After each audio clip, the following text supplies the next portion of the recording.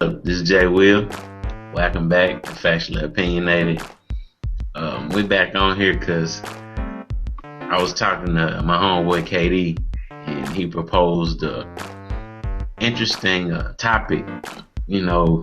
Something that I guess I never really thought about, but it's just something that I wanted to discuss a little bit with him and Tim. KD proposed that 95% of women have hooker tendencies. And I don't know if it's necessarily right or wrong, but I'm gonna give him an opportunity to kind of explain himself and elaborate on it a little bit. And I feel like we'll agree on some things and disagree on others, but hopefully, you all find it interesting.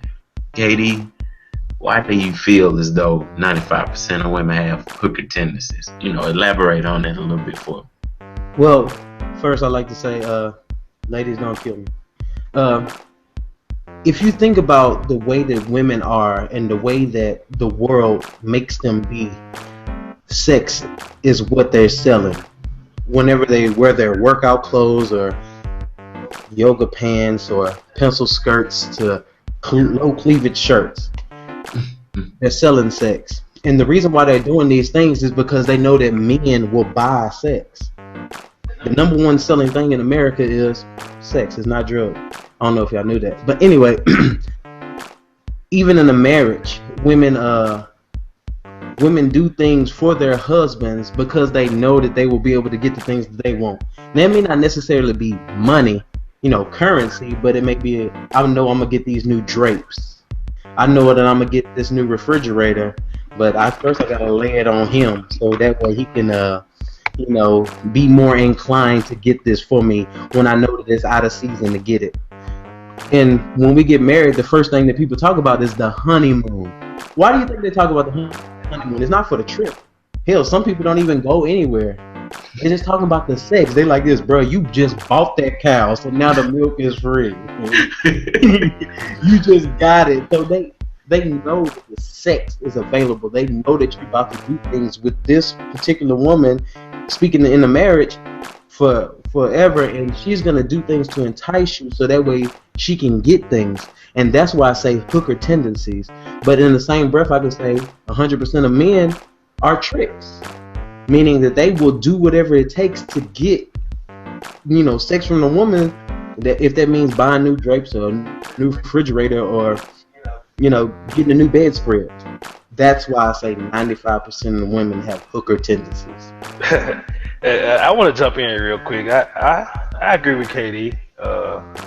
Definitely, I agree with him. I agree with him 100%. And a lot of people gonna hear what me and KD say, what about your mama? Or what about your grandma? Or you saying your auntie a hooker? No, we ain't saying that. We just saying most women date guys because of everything that a man can offer for his money, kids, fame, relationships, just all kind of stuff. I literally, when I was in college, I literally seen dudes who wasn't attractive to nobody in high school, but when they joined the fraternity and had fame with them and stuff like that, they started getting all the girls for some reason. I'm like, man, you know what I mean? Is she laying with this guy just to be a part of the frat or be a part of the clique or to be popular? When you look at Instagram and Facebook, you see this all the time, women taking these back shots and posting these selfies, not to mention they posting them from the top post so you can't see the rest of their body. But anyway, that's a different story. I agree with KD 100% though, man. I feel where y'all coming from, and to be honest, the way I'll put it, I guess they do have a lot of hooker tendencies. Like, honestly, I don't know, man. It's like, I know when you at work, they mention like this sexual harassment stuff, like quid pro quo. It's like, if it's a guy that's a director and he can elevate you into a different position, he be like, look, Josh, you come golfing with me, you know what I'm saying, I'll make you, the senior manager instead of the assistant or whatever like that. So it's like, women, they kind of use the quid pro quo type deal, like, hey, I got all this to offer, and so I'm using this to get whatever I can get. And I guess if you got it, flaunt it, and I mean, they know that as guys, we're buying in. We want the beautiful women. If you got a lineup of 10 chicks, you want the one that's the most visually appealing before any of them talk. You know what I'm saying? That's the only thing you got to go off of. You don't know about that education or that conversation. You just know about how attractive they are. And I mean, women use that. They make sure them clothes hug the curves right. You know what I'm saying? And like, sex is a big deal. I'm just saying. Let's just keep it 100. All of us have like women. KD married, I'm married. Tim, you know what I'm saying? You're in a very serious relationship. It's like a big deal. We want women that are extremely professional, but you want those hooker tendencies to kind of keep you at bay. You don't want to have to look out there. You don't want to have to search. You don't want to have to watch pornography and stuff like that. That's why you with your wife. That's why you got your soulmate, where y'all can handle all y'all stuff within the house like it's supposed to be.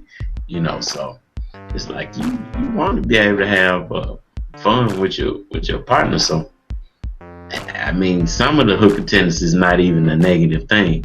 Right. But I wanted to add to that.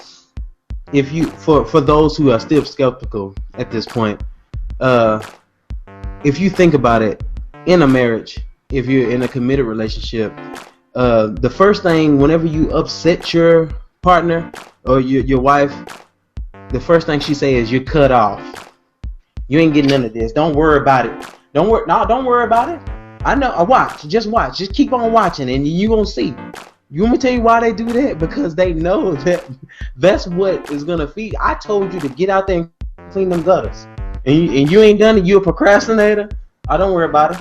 You ain't gonna clean this gutter either, since you don't want to do that. And that's how it goes. And that goes back to the tendencies, because what a woman that sells, sells sex, that's what she's saying. You can buy this. The price is this. The price may not necessarily be that cash. The price may clean the gutters. The price may be take out the trash every Monday. The price may be get your clothes in a hamper. That may be the price. The price may be clean the bathroom. Help me do that sometimes. But that's why tendencies are real. And that's from the old lady, the mother in the church, to the new 18-year-old girl who just started exploring life because her daddy let her outside, So it's broadening from, even old women do it. And even young women do it. It doesn't leave out, and I left 5%. The reason why the 5% is there, because there's some women that are not derived, that don't derive from sex. They're so submissive and they're so for their husband that they like. It's not even the sex that moves him, because some men, for some reason, that don't move. But I'm telling you right now, it moves me. You can get a lot of things done if I know. Anyway, it don't matter. But I left that 5% because there are some women that are not moved by those things, and that's in the same broadened age range from the old women to the young women. So that's why that 5% is there. And the women that are trying to fall in that 5%, please stop, because when it boils down to it, your man wants you to be like that. Your man wants you to wear those shirts. Your man wants you to wear those skirts. He just wants you to wear it for him. I don't know no man that don't like yoga pants. I can't even go to Target and buy. I'll be like this, Lord, I don't want to have to pluck out my eye, so I just look the other way. But he wants those things, and the man looks for those things, and it's so accessible everywhere, and that's why it's 95%. And if you can argue anything higher, I wanna hear. As we talk about this topic, I was thinking of something Big and Small said. He said, "I'm fat, black, ugly as ever. However, I stay Gucci down to the socks, rings, and watch Fury Rocks. Like, I get out of women." And he bragging about getting out of women and all that stuff. You see him in the videos, Biggie, Biggie, Biggie, can't you see? Sometimes your words are hypnotized. It's like, man, like, he admitted to being ugly and fat and black, but he always seemed to get out to find women. You know, it's like, is it because of the fame? Is it because like Rick Ross really fine? Like, you seen this man's wife? Rick Ross got a beautiful wife, y'all. I couldn't imagine the kind of wife Rick Ross, even if he would have a wife, when he was before he started rapping. I can't imagine some of the girls he was with before he started rapping. But now that he got money, now that he got fame, now that he's a celebrity, he getting some bad chicks. You know, there's some bad prostitutes out there. I mean, you want to say hooker tendencies and all that stuff? I ain't gonna sugarcoat. I'm calling like it is. 95% of women have prostitute ways. I mean, it's crazy because I believe it was on one of Cat Williams' acts where, I mean, Cat Williams, he's cracked out and all that different stuff, but he made an excellent point when he said all this different stuff. He said everything men do is to please a woman. Yeah. You know, we don't have to have a 2-story crib that's fly. We don't have to have the 300C with rims on it. You know, we don't have to have the Jordans. Believe you me, if I was the only person on earth, I wouldn't even want Jordans. They're not comfortable shoes. I wouldn't be impressing anyone. Everything we do, from getting our haircut to dressing nice, is to be appealing to a woman. Yes. I mean, of course you don't want to get picked on by another guy, but you honestly don't care whether that guy thinks you look good or not. What can he do for you physically? What can another man do for you physically if you straight? They can't do nothing, so you can care less. But if you have a nice house, nice car, a good job, you constantly go up levels as far as how fine your soulmate or your sex partner or that increases the level of access that you have to beautiful women. Yeah. The more money you have, the nicer your car is. All that goes up, and that really brings home the hooker tendency stuff. If you broke and they ain't just looking like much. Now the only exception is the fine dudes. Fine dudes that be on Jerry Spring with 4 and 5 kids, don't have no job. You know what I'm saying? Caught a dope charge. But he tall, he blowing backs out. That's the only exception. The only exception. But everybody else out here, you need to have a good job. You need to have money. You know what I'm saying? You got to be like doing your thing. If you want to go from the girl that's working the register at Dollar General to the chick that's the CEO of Robert Half or something. You know what I'm saying? So it's levels to this. Yeah. So I 100% agree with that 95% thing. But like you said, KD, men were solely responsible for that because we lived our lives to impress these people. Like, we're trying to get the finest one possible. We're trying to max out. So I gotta be smart, gotta get this up. We're trying to max out. So. Yep. Just think about in high school, all the guys that was gang bagging and all the guys that, we were bagging pants and had the Fred Jordan that came out every month and all that stuff. Those guys got the women because the women wanted them for everything but the right thing. Girl, he got on Jordans. His mama bought those with her income tax money. Girl, he GD. He got ranked. He got rims on his car. He got rims on his car. Like, people started buying rims because women said it was cool to buy rims. We started sagging off. Sagging your pants come from the jailhouse. But women started dating men with sagging pants, so we started sagging our pants outside the jailhouse. Like, everything we do is to get a woman attention. That's true. So, are you trying to say that we hookers too, bro? Yeah. We're tricks. We will pay whatever it takes. We tricks. Nah, we'll pay whatever it takes to get a woman's attention. Whether that's like, I know I got $126, but I'm about to take her out and spend $115, and I still ain't got no gas in my car. But I don't. Shout out to Rick Ross. Big, biggest boss. I'm sorry, biggest boss. Shout out to Yo Gotti. You know, Shout out T.I. like, this girl that Ray J about to marry, she was dating Floyd. She was actually engaged with Floyd Mayweather before she got engaged with Ray J. Sit down. I mean, she actually is a pretty nice looking girl, but they don't say nothing about her. They don't say that she's selling her. You know what I'm saying? She's a prostitute based on, oh, you go with a celebrity and you go with another celebrity and it's like you just keep finding these celebrities go with a regular guy. Like, nope, he don't have enough money, or he not smart enough, or he not an entertainer, X, Y, Z. Like, if she is a prostitute, she's on the back end of her career. Right. She's downgraded. If you go from Floyd to Ray J, you downgrade. But then again, Ray J is a looker. And Ray J did blow out her back. That's crazy, dog. But I've always felt that way. Like, just like with Kim K. I'm like, who did she first come on the scene with? I mean, there's several women like that. Ray J, Reggie Bush, Chris Humphrey, you know, not Kanye West. Like, they, you know what I'm saying? Mopri ain't cool. You know what I mean? You can't date Mopri. So Kanye like 4th in line, 5th in line, and he got more money than all them cats. But you end up being a dude that fill up with 2 babies. I mean, I ain't knocking you. Maybe it's real love. But I'm just saying, bro, I don't want nobody sloppy. It ain't even sloppy seconds. It's like sloppy thirds and fourths, bro. That ain't straight. Amber Rose, come on. She ain't finna date no regular dude. Even like the no-name people like this on these Love and Hip Hop shows. Drea, she not finna hook up with no regular dude. She an NBA player. Somebody like that. Hoops will never hook up with a regular person, you know. Takara off America's Next Top Model. Salute. She's beautiful. But she ain't gonna never date no regular dude. It's always gonna be another celebrity, man. But see, us men, we'll go out and get an Instagram model. There's nothing but trouble. You know, we'll date Lil Kiki around the corner.